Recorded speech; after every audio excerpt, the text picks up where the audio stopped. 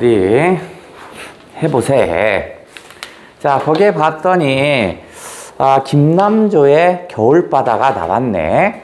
6, 9월에서 우리가 수능 어떻게 나왔었냐면 현대시 같은 건 6, 9월에서 현대시 같은 경우는 EBS에 하나는 정확하게 일치, 하나는 작가 연계, 하나는 주제 연계 이렇게 돼 있었죠. 그러면 김남조 거 수능 완성 170회 거 한번 하고 그 다음에 김남조 거에 대해서 한번 또 해볼게. 일단 겨울바다를 먼저 좀 해석을 좀 하면 겨울바다. 겨울이라는 것 자체는요. 요건 어떤 의미냐면 계절의 끝이죠. 그죠? 계절의 끝이야. 계절의 끝이기도 합니다. 근데 달리 생각하면 계절의 끝이지만 계절의 시작, 봄을 준비하는 거죠. 그죠? 그러니까 이렇기도 하지만 또 달리 생각하면 계절의 시작을 준비하는 거죠. 이거 달리 얘기하면 시작을 준비하는 거. 그 다음에 바다도 비슷한 의미입니다. 바다도 우리가 강물이 산에서 이제 물이 막 올라오죠. 그래서 어떻게 해서 이제 강물을 시냇물을 이뤄서 강물이 돼서 결국 강물은 어디로 가? 바다로 가면 끝이죠.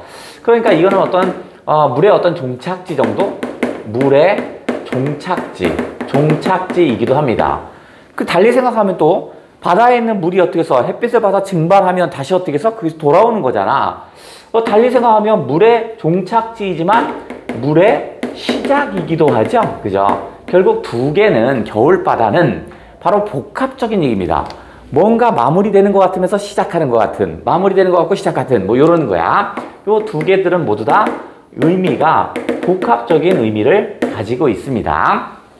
그러면 이 시는 어떤 내용일까? 상황을 따지면 나는 겨울바다를 봅니다. 장소를 이동하지 않아. 똑같은 장소에 계속 존재합니다. 그래서 내가 처음에 겨울바다를 봤더니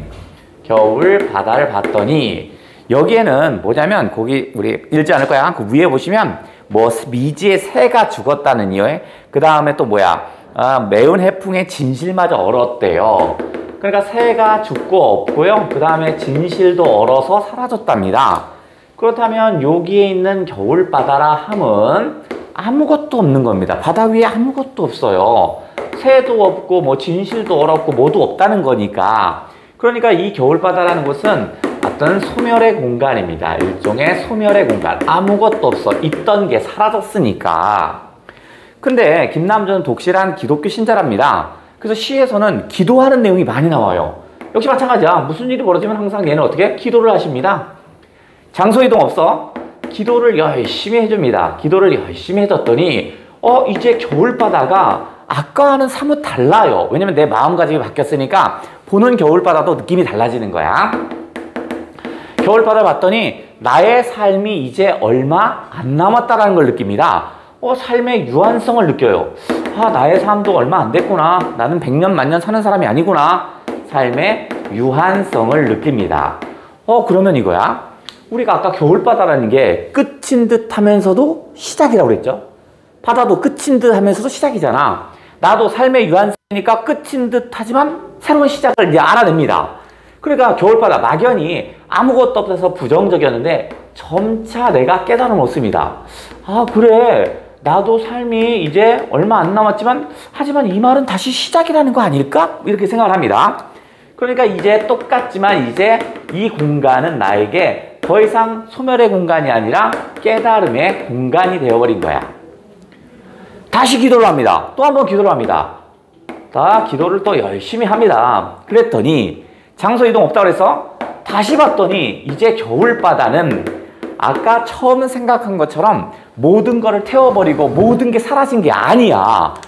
물 위에는 잔잔하게 아무것도 없는 것처럼 보이지만 사실은 그 물 밑에 다시 어떻게 생명체를 만들려고 막 물이 막 움직이고 있는 거야. 마치 오리가 물 위에 떠 있으면 잔잔하게 떠 있는 것처럼 보이지만 발은 막 움직인 다음에 그런 거야 지금.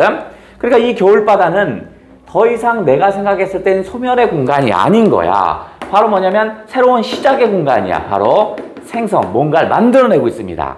생성의 공간이었어. 그래서 얘가 겨울바다는 뭐라고 얘가 마지막에 얘기할 거냐면 우리가 이쪽에서는 모든 걸 다 태워버리니까 허무. 있던 게 없어졌으니까 허무. 허무에 불만이 존재했다고 생각해요. 하지만 잔잔한 물, 바닷물이 무척 잔잔한 거야. 아무것도 없고. 하지만 여기서는 어떻게 했어? 뭔가 생명체를 이루기 위해서 막 소용돌이를 치고 있었던 겁니다. 그래서 뭐가 있냐면 지금은 조용히 참고 있지만 계속 움직입니다. 인고에 물이 있대요. 세상 부정적이어서 아무것도 없는 건 줄 알았는데 아니야. 다시 시작을 위해서 많은 준비를 하고 있다는 걸 드디어 알았습니다. 라는 글이 수능완성 170쪽에 나왔던 김남주의 겨울바다입니다. 그래? 그러면 이제 우리 그 겨울바다 그 시에서 그것만 체크하고 가자. 첫 번째 줄 겨울바다엔 세모지요. 그 다음에 1년, 2년, 3년, 4년으로 가시면 그 니은 있는데 그 겨울바다는 점선으로 세모를 쳐볼게요. 점점점 그 부정이 깨지는 겁니다. 니은 바로 옆에 있지? 그 다음에 마지막 년에 다시 겨울바다에 갔다고 그랬잖아. 그 겨울바다는 뭐야? 새로운 것을 만들어내는 생성의 공간이죠. 거긴 동그라미. 그러니까 시 속에서 겨울바다는 딱 3번 나와요. 1년에 나오는 겨울바다는 소멸의 공간이었다면 1, 2, 3, 4년에 나온 겨울바다는 깨달음의 공간입니다. 아, 나도 삶의 유한성, 나도 이제 삶의 날이 얼마 안 남았구나.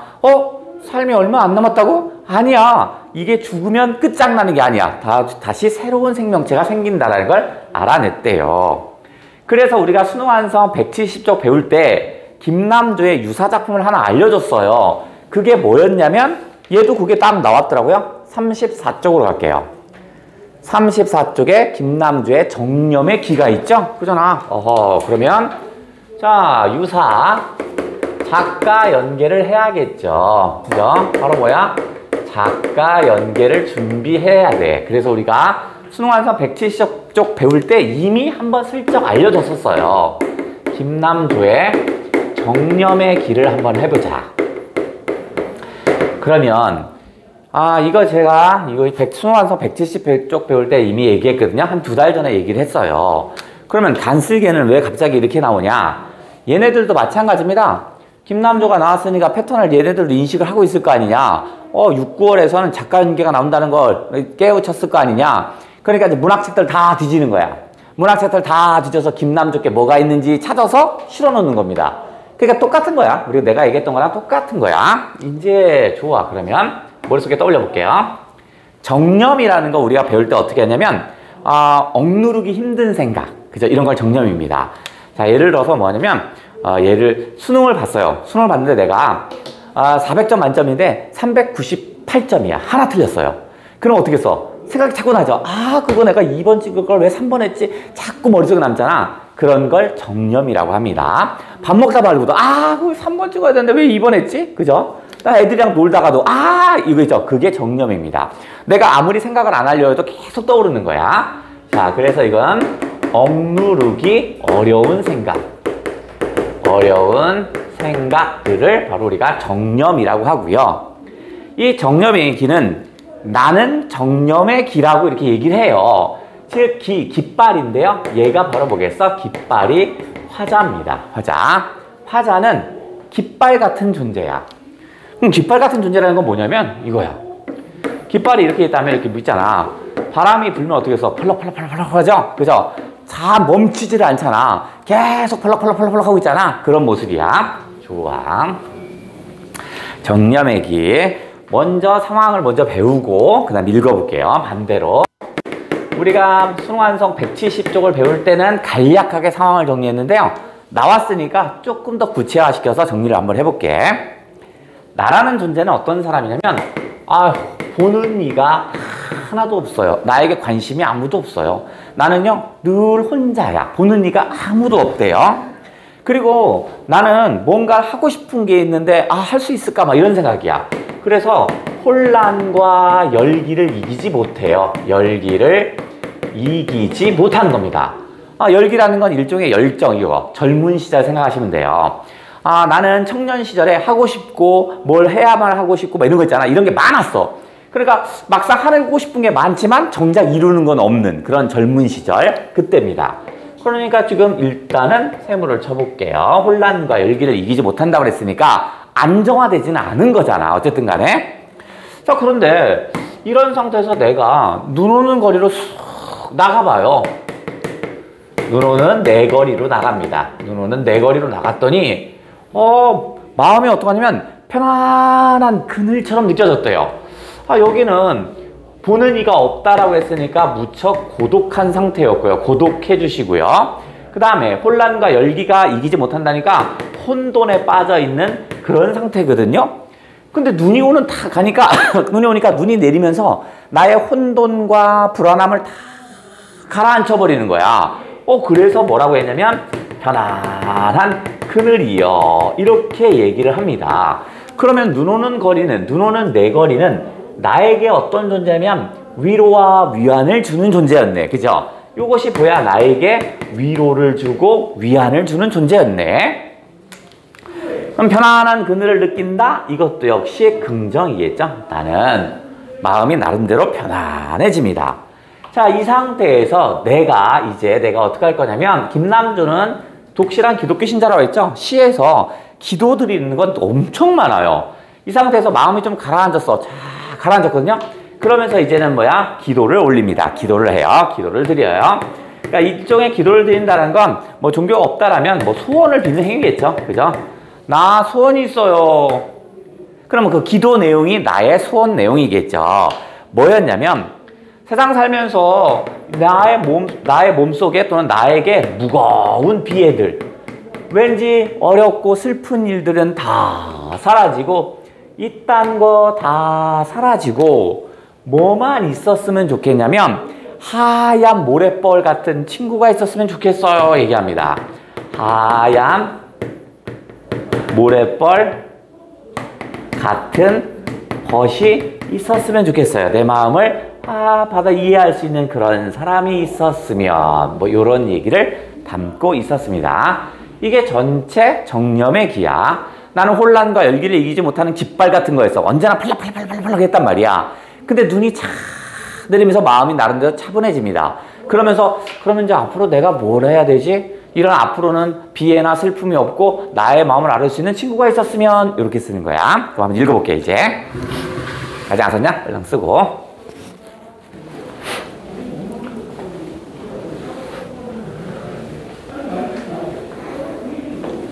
오늘 43일 남았다며. 아닌가? 맞지? 이제 막 끝나서 이제 막 모의고사 이제 나오기 시작하면 이제 끝이야. 자, 읽어볼게요. 내 마음은 한 폭의 기. 얘기했군요. 나가 깃발입니다. 나는 깃발이야. 보는 이 없는 시공의 시간과 공간 속에서 없는 것 모양 걸려왔습니다. 늘 없는 등, 많은 등 이렇게 살아온 겁니다. 됐죠? 그렇다면 거기에 보는 이 없다 이런 거 다 세모겠죠? 보는 이 없다는 건 고독했고요. 없는 등, 많은 등, 사는 등, 많은 등 그렇게 왔습니다. 아무도 나에게 관심이 없어요.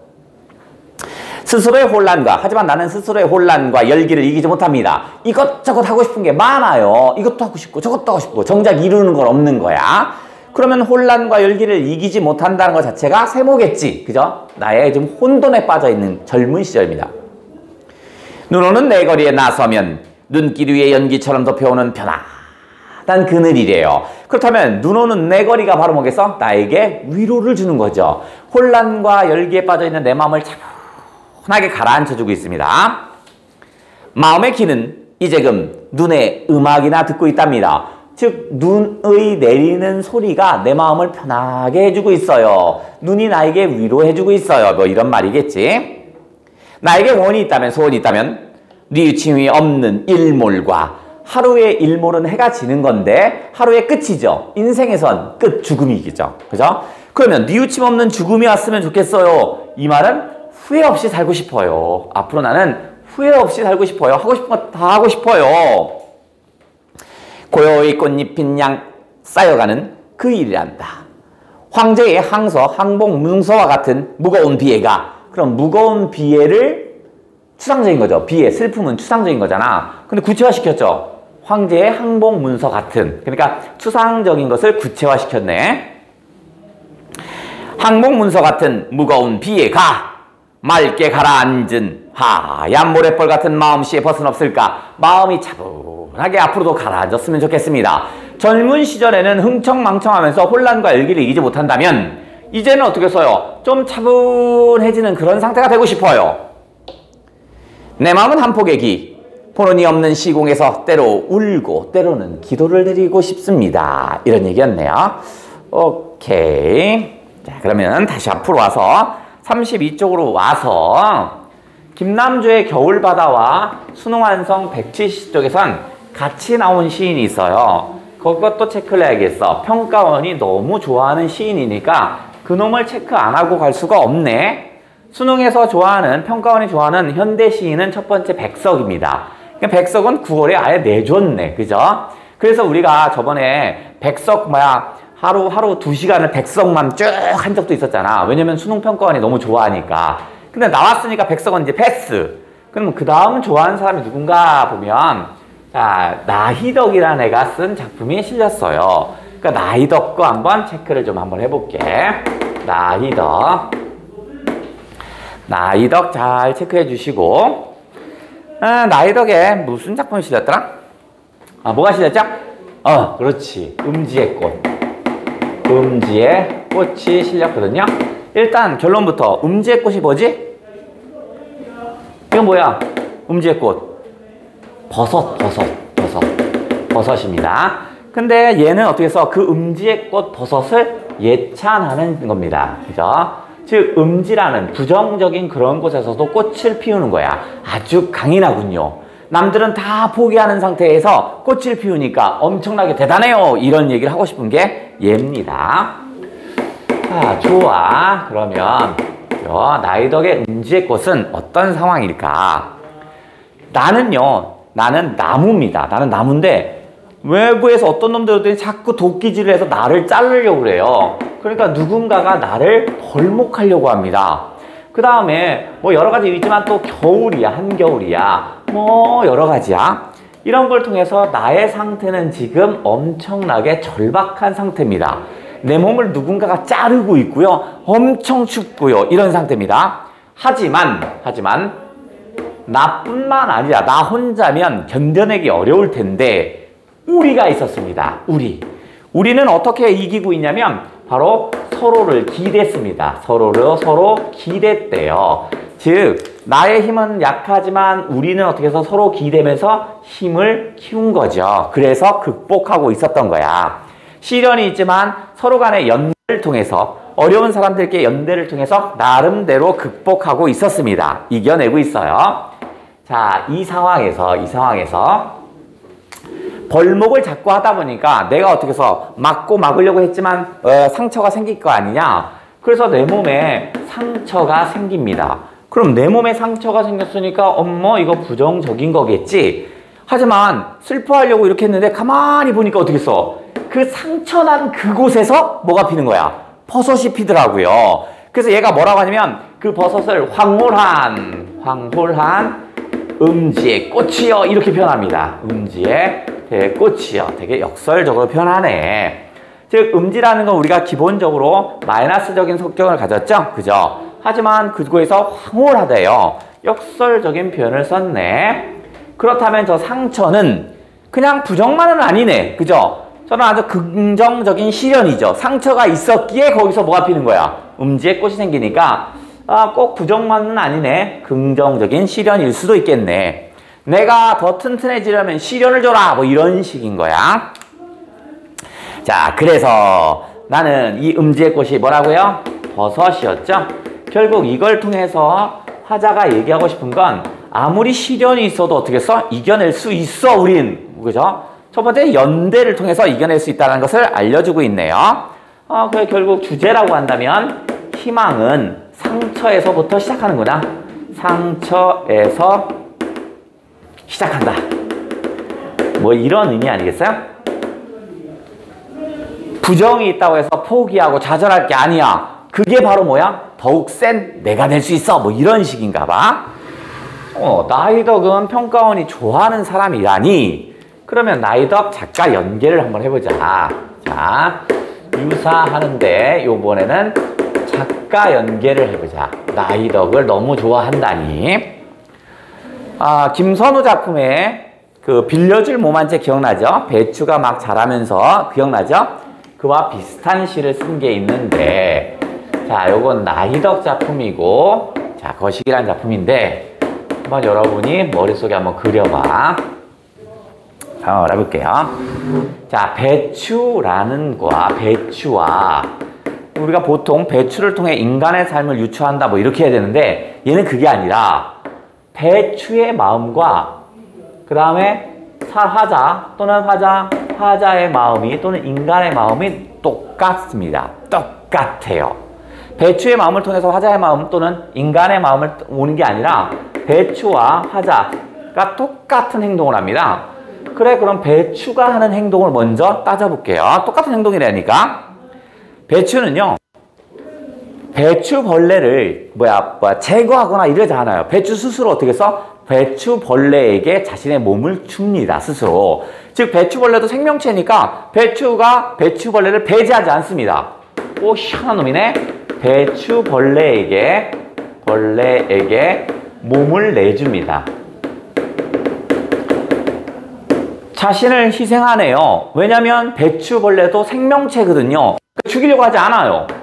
그러면서 속은 단단히 차오릅니다. 바깥에 내줄 거 내주면서 속은 차올라요. 근데 속은 아무도 건들지 않아요. 그러니까 깨끗한 순결한 속은 단단하게 차오릅니다.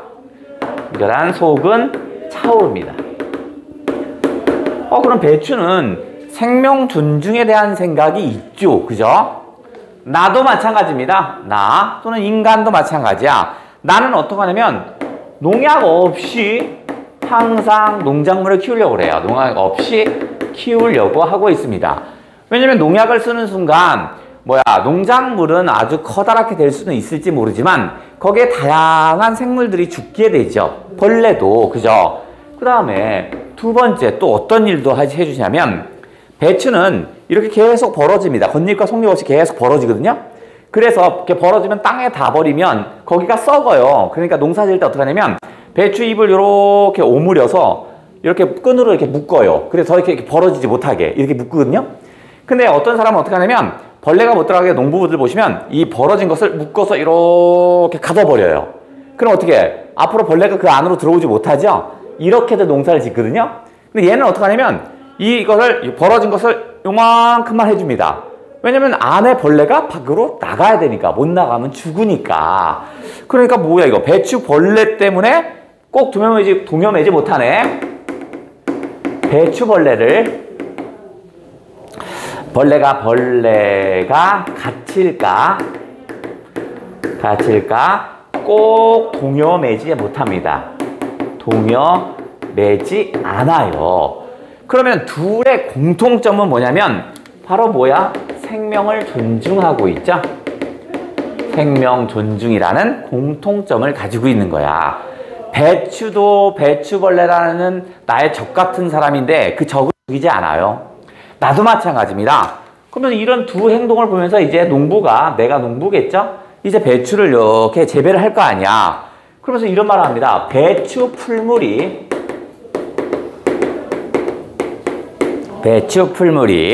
사람 소매에 들었다. 사람 소매에 풀물이 들었다. 소매에 들었다. 이렇게 표현합니다.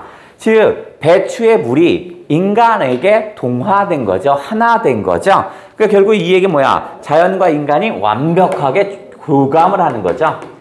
자연과 인간의 교감을 보여주는 거였네. 그러면 배추도 참 괜찮은 놈, 화자도 인간도 참 괜찮은 놈. 걔네들이 뭐하고 있어? 서로 교감을 하고 있으니까 이것도 참 괜찮군요. 이 글의 제목은 뭐죠? 풀립이야? 아니야. 배추는 배추벌레가 죽지 않게 하려고 어떻게 했어요? 자기 몸을 내주는 겁니다.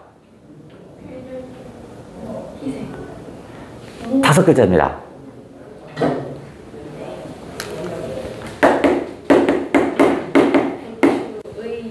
그렇죠. 배추의 마음입니다. 자, 이놈은 배추의 마음이었습니다. 제 마음 나이덕 작품.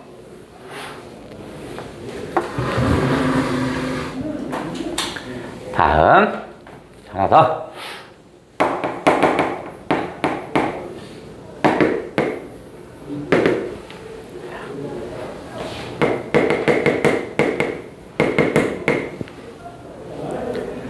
하나 더 갑니다. 자, 나는 누구냐면 일단 나는 흙입니다. 흙. 나는 흙입니다. 내가 누군 걸 좋아하냐면 나의 사랑을 좋아할 겁니다. 나의 사랑이 있어요. 그러면 이 나의 사랑에게 그냥 저 하나를 주면 하나를 받고 이런 게 아니야. 그냥 다 줍니다. 모두 다 희생을 하고요. 모두 자신의 모든 걸 헌신합니다. 마치 누구처럼? 부모처럼. 부모가 자식에게 주는 것처럼 모든 걸 다 줘버려요. 그러면 흙이 사랑할 수 있는 애는 누굴까? 꽃 말고, 꽃도 비슷하겠지만 나는 뿌리야. 나의 사랑은 뿌리입니다. 그죠? 그러니까 흙에 뿌리가 들어와잖아. 그 흙이 계속 뿌리에게 양분을 다 주는 거야. 뿌리가 흙에게 뭘 주는 거 하나도 없습니다. 마치 누구처럼? 부모처럼. 자, 그래서 이 나는요, 나의 사랑을 위해서 모든 것을 다 줍니다. 그럼 내가 어떻게 희생하고 헌신하고 있는지를 한번 찾아볼게요. 나는요, 어떤 사람이냐면 언제든지 착한 그릇이야. 왜냐면 나의 사랑에게 충분한 양분을 주려고요. 거기다 먹을 것들을 충분하게 모아놨어요. 그러니까 아주 착한 그릇 같은 사람입니다. 그러면서 어떻게 써요? 뿌리가 자랄 수 있도록 계속 양분을 공급해 줍니다. 양분을. 그러면 뿌리가 다 그거를 흡수해 다 빨아먹습니다.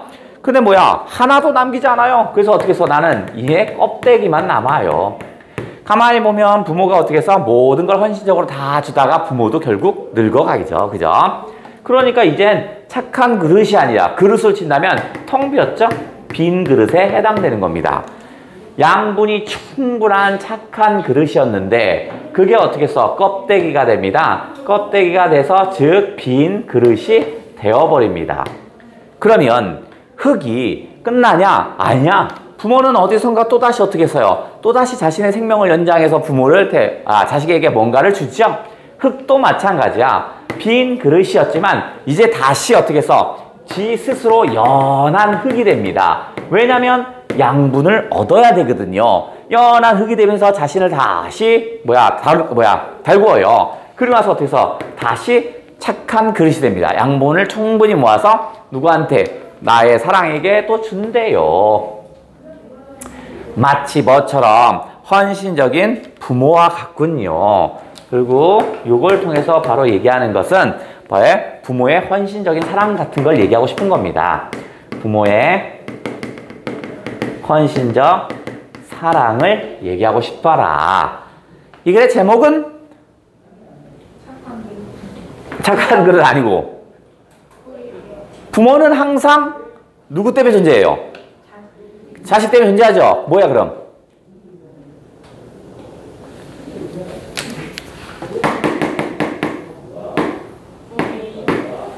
그렇죠.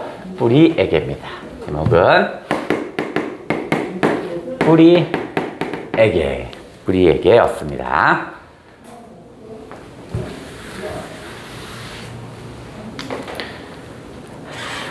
자, 지금 꺼내는 것들은 어떤 걸 꺼내는 거냐면 EBS에 나온 놈들, EBS네. 문학책에 있는 놈들을 끌어오는 거야. 문학책은 12종 교과서니까 거기서 있는 놈들을 쭉 끌어오고 있는 거야. 얼른 쓰고 하나 더 할 거야.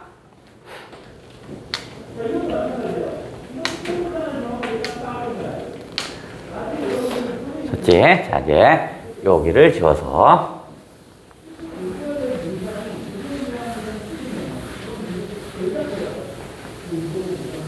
다시 나희덕입니다. 나희덕이고요. 다시 제목이 있을 테고 상황은 어떻게 흘러갈지 한번 볼게요. 상황은 매미떼가 있습니다. 한여름입니다. 매미떼가 있어요. 계속 소리를 내는 거야. 근데 가만히 봤더니 이 매미떼는, 매미들은 다 어디에 있어요? 낮은 곳에 있는 게 아니라 아주 높은 곳에 있죠. 그죠? 아주 맨 밑에는 높은 가지에서 웁니다. 그래서 높은 가지에서 맨 때로는 어떻게 엄청 시끄럽죠. 그죠? 아주 강한 울음소리를 납니다. 강한 울음소리를 냅니다. 얘가 얘기하고 싶은 건 뭐냐면 높은 가지에 있다는 건 이미 그 집안이 사회적인 위치가 높은 상태입니다. 사회적인 높은 상태니까 어떻게 써? 그 높은 사회적인 위치가 높은 사람의 자식으로 태어나면 다시 세습되는 거야. 그러니까 얘는 어떻게 해서 손쉽게 멀리 소리를 전파할 수 있었던 거야. 나는 지금 어떤 상태냐면 나는 여기에서 높은 소리를 내고 있지 못해요. 나의 위치는 어디냐면 나는 얘와 반대입니다. 귀뚜라미입니다. 그럼 나는 높은 가지에 있나? 귀뚜라미는 거기 있지 않아요. 나는 차가운 바닥에 있습니다. 차가운 바닥에 있고요. 그 다음에 지하도 콘크리트 벽에 있어요. 콘크리트 벽 아래에 있습니다. 그러니까 높은 가지에 있어야 다른 사람에게 많은 소리를 강하게 전파할 수 있는데 나는 어떻게 써요? 차가운 바닥에 있고요. 심지어는 어떻게 써? 지하에 묻혀 있어요. 그러니까 나의 소리가 나갈 수가 없지요. 그러면 지금 나는 얘를 얘기하고 싶은 게 아니야. 나는 지금 얘를 닮고 싶지만 닮을 수가 없어요. 출발선이 달라요. 출발선이 달라. 근데 나는 지금 어떤 상태야? 나는 귀뚜라미의 상태입니다. 귀뚜라미 상태. 얘는 선천적으로 뭐가 있어? 가진 자입니다. 얘는 못 가진 자네? 상황이 열악한 자야. 자, 나는 지금 현재는 여름이고요. 여름이고 여름에는 어디서? 차가운 바닥 지하도 콘크리트 벽에 있어요. 맨 밑에가 맨 울고 있으면 나는 어떻게 해서? 노래를 못합니다. 울 수가 없어요. 내가 운다고 해도 강한 울음소리가 들린 맨 밑에 소리 때문에 내 소리가 다 묻혀버리는 거야. 사회적인 강자가 있다 보니까 약자가 전혀 사람들에게 뭘 두어야 내색을 할 수가 없는 겁니다. 그런 상황에서 나는 울긴 웁니다. 울긴 울어요. 무슨 소리처럼 들어야냐면 살아있음을 알리는 타전 소리와 같대요. 타전 소리. 나 여기 살았어요. 여기 있어요. 여기 있어요. 여기 사람 있어요. 여기 사람 있어요. 이런 정도의 소리로 들리는 거야. 그냥 살았어요. 살았어요. 이런 거, 이런 소리. 자, 그런데 지금은 내가 가진 거 없고 아무것도 없어서 사람들에게 감동을 주지 못합니다. 하지만 나도 언젠가는 시간이 흘러 가을에는 지금은 못하고 있습니다. 하지만 가을에는 나는 뭐 하겠어? 진정한 노래를 부르고 싶대요. 어떤 노래냐면 그냥 살아있어요. 이런 소리가 아니라 다른 모든 사람에게 감동을 줄 수 있는 누군가의 감동을 줄 수 있는 그런 노래를 부르고 싶대요. 현재는 나는 가진 것이 없어요. 그래서 감동적인 노래를 부르지 못하는 사람입니다.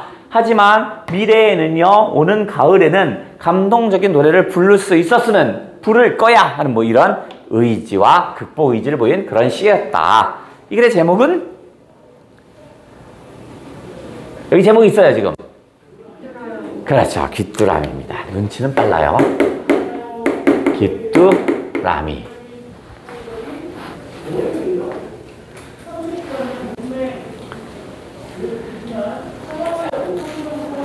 그래서 전체 한번 자 훑어봤고 나이덕이 나온 문학책들은 다 한번 훑어봤습니다.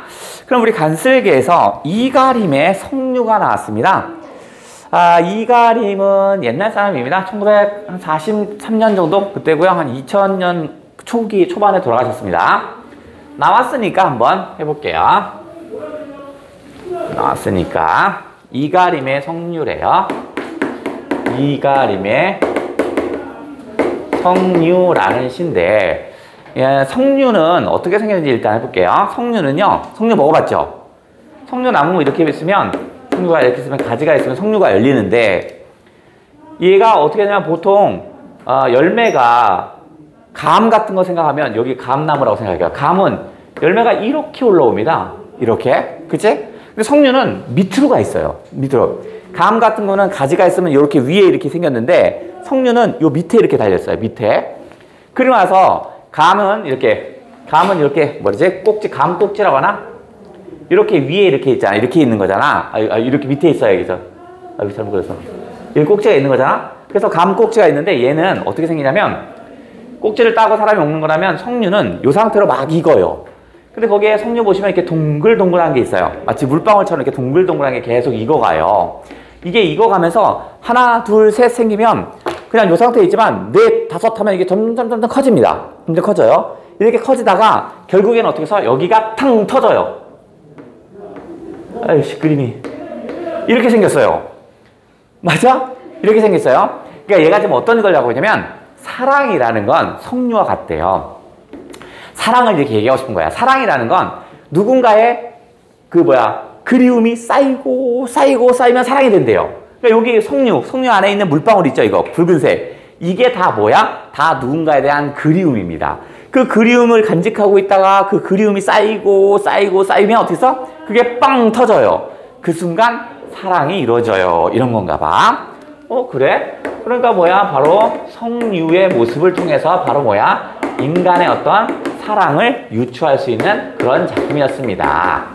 이 자체가.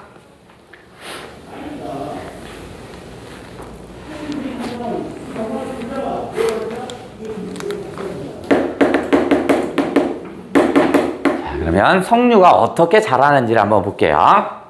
자, 석류는요, 원래는 아무것도 없어요. 텅 빈 가슴이었어요. 그러니까 그 석류 안에 붉은색 그 구슬 같은 게 원래는 아무것도 없는 상태야. 그냥 껍질 같은 게 이렇게 있어요. 그러다가 그리움, 그 붉은 게 하나가 생기고 하나 생기는 거야. 그리움이 쌓이는 거야. 자, 그래서 얘가 이 상태에서 지난 여름 몸살을 앓는데요. 그게 뭐냐면 석류가 점점점 자라는 겁니다. 아무것도 없는 상태에서, 그죠? 점점 몸살이래. 여름 내내 석류가 익어가는 겁니다. 익어가요. 그리고 나서 어떻게 써요? 혼자 뒹굴고 혼자 뒹굽니다. 혼자 뒹굴고 한답니다. 그 얘기는 어떤 거냐면 우리가 사랑을 하면서 내가 쟤를 사랑해도 될까? 쟤는 저 모습도 좋은데 내가 쟤 사랑해도 될까? 말까? 막 이게 서로 고민하잖아. 보자마자 너랑 사귈래? 하루, 너 오늘부터 하루 이렇게 얘기하는 건 어딨어. 계속 보다가 제가 마음에 들고 그러면 얘기를 할까? 주변에 남자친구는 있나? 여자친구는 있나? 이렇게 따져볼 거 아니냐? 그런 과정을 거칩니다. 그런 과정을 거치다가 이제 이거 뭐냐면 석류가 익어가는 거죠. 석류가 익어가는 모습이겠죠. 석류가 익어가는 것이니까 바로 요거 그대로 그리움이 쌓이는 과정이죠. 그리움이 쌓이는 과정입니다. 그러니까 석류 안에 그 아래 빨간색 구슬 같은 게 계속 하나 둘 셋 넷 생기는 거야. 그리고 나서 어떻게 해서 밑으로 풍 터진다고 그랬죠. 그래서 얘가 뭐라고 하냐면 이런 게 쌓이면 그걸 뭐라 했더라? 뿅 오른쪽인가 어디든가 있던데 맨 끝에 있다. 홍보석에 슬픔이 있대요. 홍보석에 슬픔이 더했대. 일종의 사랑의 결실이죠.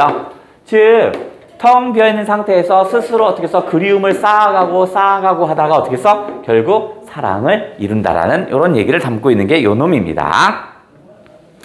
자, 요 놈은 그리움이 쌓여서 결국 뿡 터져요.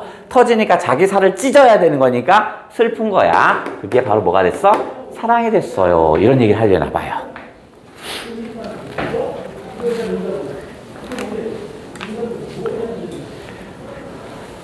어디 한번 보세요. 자, 언제부터 이 엉겁불 같은 그리움이 텅 빈 가슴 속에 이글거리기 시작했습니다. 언제부터인가 원래는 텅 빈 껍질 같은 것인데 그 속에서 어떻게 해서 석류의 빨간색 구슬 같은 게 하나하나 생기기 시작해요. 사람으로 말하면 언제부턴가 갑자기 얘가 좋은데? 이 느낌이 오는 거야. 순간적으로 나 얘를 좋아해야지 라고 시작하지 않아요. 알게 모르게 갑자기 심장이 막 두근두근 아무렇지도 않았었는데 지난 여름 내내 앓던 몸살 점점 석류가 자라는 거죠. 더 이상 견딜 수가 없구나. 영혼의 가마솥 같은 들끓는 사랑의 힘. 캄캄한 골방 안에 가둘 수가 없습니다. 석류 껍질이겠죠. 캄캄한 골방은 석류 껍질 속에 이제 더 이상 감출 수는 없는 겁니다. 너무 무거워졌어. 나 혼자 부둥켜 안고 뒹굴고 또 뒹굴어도 자꾸만 익어가는 어둠을 그리움이 자꾸 쌓여가는 거죠. 석류가 자꾸 익어가는 거야. 이젠 알라리 쏟아 놓아야 하리. 무한히 새파란 시면 깊은 연못, 시면의 하늘이 두려워. 그죠? 하늘은 파란색으로 되어 있는 거야. 그러니까 연못이 엄청 스케일 큰 그 연못처럼 보이는 거야. 그러니까 그게 너무 크니까 나는 어떻게 한다? 나는 땅을 향해 고개를 숙입니다. 나는 석류겠지? 온몸을 휩싸고 도는 어지러운 충만을 이기지 못해. 어떤 충만? 그리움이 쌓인 거야. 엄청 쌓였어요. 나 스스로 껍질을 부숩니다. 석류가 벌어지고 있는 겁니다. 사랑이 이제 어떻게 해서 뻥 생기는 거야. 아, 사랑하는 이여. 일종의 도노법이죠. 부르는 거니까. 지구가 쪼개지는 소리보다 더 아프게 내가 깨뜨리는 이 홍보석의 슬픔을 그대의 뜰에 받아주세요. 기원적인 어조가 실렸군요. 나의 사랑을 받아주세요. 내가 당신을 사랑하는 건 이렇게 쌓이고 쌓여서 사랑을 하는 거거든요. 나를 받아주면 안 될까요? 뭐 이런 얘기였네요. 그러면 여러분이 딱 이제 문제를 풀 수 있는 게 있네. 6부터 12까지는 풀려 있어야겠구나. 그죠? 잠시 쉬는 시간 갖고요. 다음 화장실 갔다 오는 사람은 갔다 오시고 안 갈 사람 6부터 12까지 풀어야겠죠.